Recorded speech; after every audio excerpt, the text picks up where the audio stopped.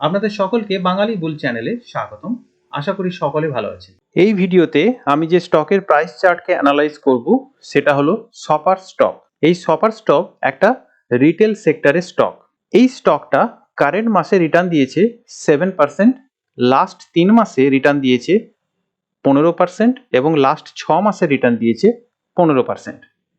Current বছরে সপার stock return দিয়েছে প্রায় 26%, কিন্তু লাস্ট ইয়ারে সপার স্টক রিটার্ন দিয়েছিল -2.6%, অর্থাৎ কোনো পজিটিভ রিটার্ন এই স্টকটা কিন্তু গত বছর দিতে পারেনি। সপার স্টক এখন অল টাইম হাই ও 52 উইক হাই থেকে প্রায় 8% দূরে রয়েছে।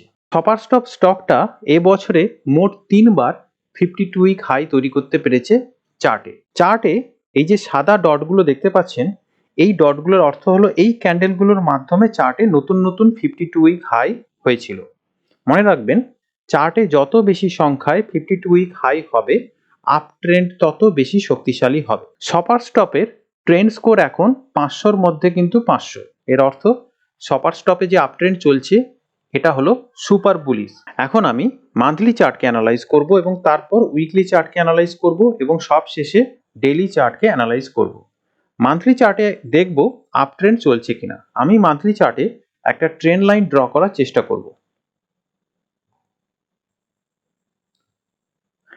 এখানে কিন্তু একটা আপ ট্রেন্ড চলছে দেখতে পাচ্ছি ট্রেন্ড লাইনের মাধ্যমে, এবং এখান থেকে যদি আমি একটা ট্রেন্ড লাইন আঁকি সেটা কিন্তু আরো স্টিপ হয়ে গেছে আগের তুলনায়, অর্থাৎ যে আপ ট্রেন্ডটা মান্থলি চার্টে দেখতে পাচ্ছি সেটা কিন্তু আগের থেকে অনেক স্ট্রং হয়ে গেছে। এখন আমি মান্থলি চার্টে 12 সিম্পল মুভিং অ্যাভারেজ ব্যবহার করব।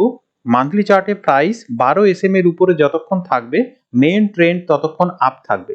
এখানে কিন্তু দেখতে পাচ্ছি মান্থলি প্রাইস 12 এসএম এর উপরে রয়েছে, অর্থাৎ মান্থলি চার্টে মেইন ট্রেন্ড এখন আপ।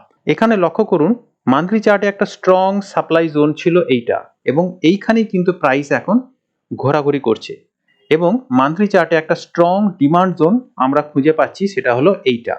এটা হলো মান্থলি চার্ট অনুসারে একটা স্ট্রং ডিমান্ড এরিয়া। এখন আমি উইকলি চার্ট অ্যানালাইজ করব।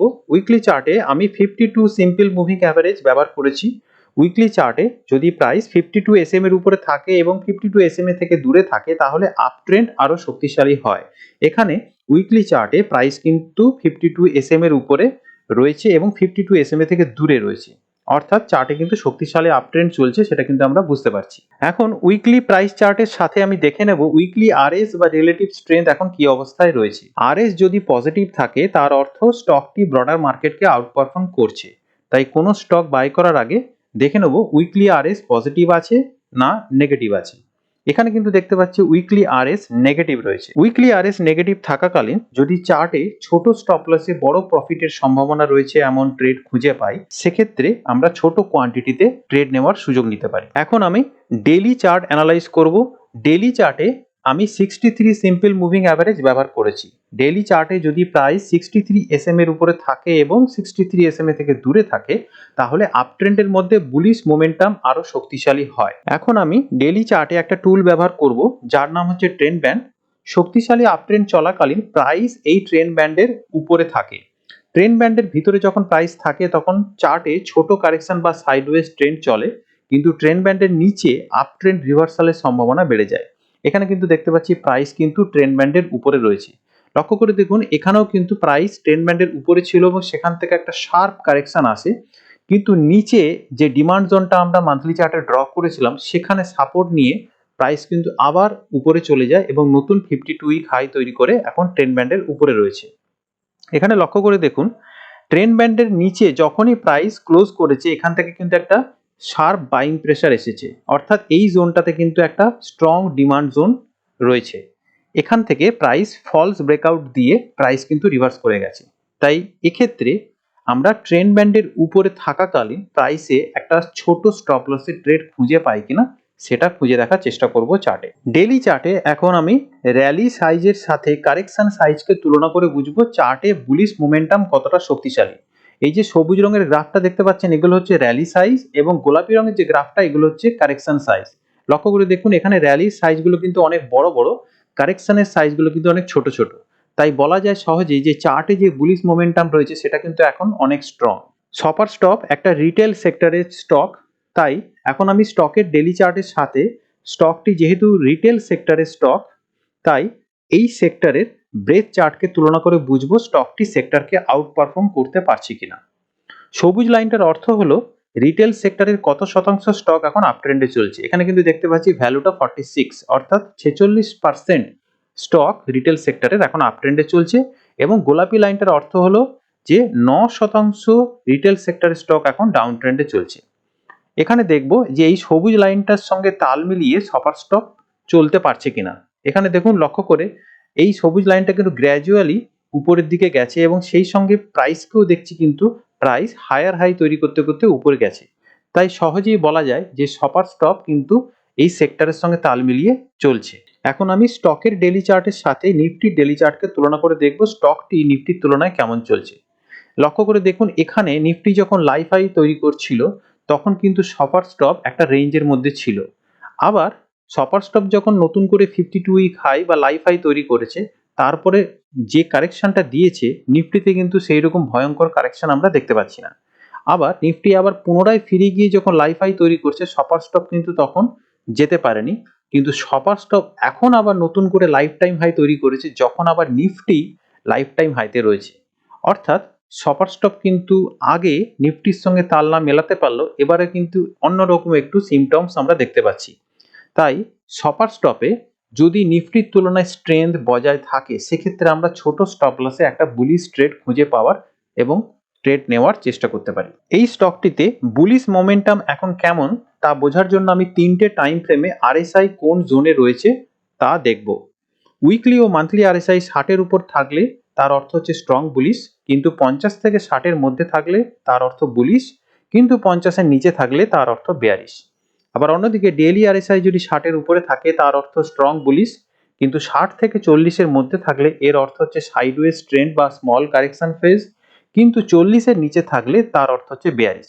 এখানে দেখতে পাচ্ছি 3টে টাইম ফ্রেমে কিন্তু আরএসআই রয়েছে 60-এর উপরে, অর্থাৎ মান্থলি আরএসআই সেটাও রয়েছে স্ট্রং বুলিশ, এবং উইকলি আরএসআই সেটাও রয়েছে স্ট্রং বুলিশ, এবং ডেইলি আরএসআই সেটা কিন্তু এখন 60-এ রয়েছে, অর্থাৎ সেটাও কিন্তু এখন স্ট্রং বুলিশ জোনে রয়েছে। অর্থাৎ 3টে টাইম ফ্রেমে আরএসআই এখন স্ট্রং বুলিশ জোনে রয়েছে এবং সেটা কিন্তু অনেকটা সময় পরে। তাই এই ট্রেন্ডের মধ্যে স্ট্রেংথ যদি বজায় রাখতে হয়, প্রাইসকে কিন্তু higher high higher low maintain করে চার্টে সাস্টেন করতে হবে। সপার স্টপের ডেলি চার্টে যদি আমরা একটা স্ট্রং ডিমান্ড জোনকে খুঁজে পেতে চাই কাছাকাছির মধ্যে, তাহলে সেটা হবে কিন্তু এই জায়গাটা,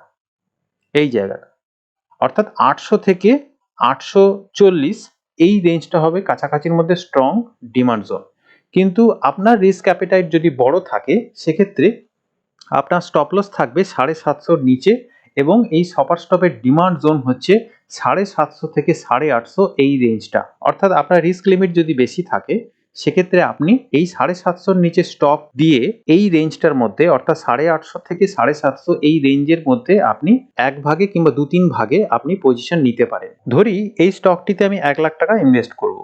আমার ম্যাক্সিমাম রিস্ক লিমিট হলো 1 লাখ টাকার উপরে 10%, এবং সপার স্টপের যদি এন্ট্রি প্রাইস আমি সেট করি যে 850-তে এলে আমি এতে এন্ট্রি করব, এবং আমার স্টপ লস থাকবে 750 টাকা, এবং আমার টার্গেট থাকবে প্রায় 1100 টাকা। সেক্ষেত্রে আমার সপার স্টপের রিস্ক রিওয়ার্ড রেশিও হবে 1:2.5, অর্থাৎ 2. সেক্ষেত্রে আমার সপার স্টপের রিস্ক রিওয়ার্ড হবে 2.5:1। 100 টাকার রিস্কে আমাদের টার্গেট যদি হিট করে, সেটা 250 টাকা প্রফিট দিতে পারে। এখানে যেহেতু আমি রিস্ক লিমিট সেট করে দিয়েছি 10% ম্যাক্সিমাম, তাই আমার টোটাল ক্যাপিটাল 1 লাখ টাকা হলেও আমি কিন্তু ডেপ্লয় করব, অর্থাৎ ইনভেস্ট করতে পারবো মোটে 85,000 টাকা, এবং তাতে আমার শেয়ার সংখ্যা হবে 100। এক্ষেত্রে যদি টার্গেট হিট হয়, তাহলে আমার 25,000 টাকা প্রফিট আসতে পারে, কিন্তু যদি লস হয়, স্টপ লস হিট করে, সেটা ম্যাক্সিমাম 10%, অর্থাৎ 10,000 টাকা।